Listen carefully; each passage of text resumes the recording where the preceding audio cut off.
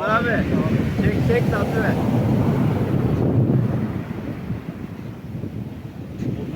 Abi at bakayım ne kadar atabiliyor.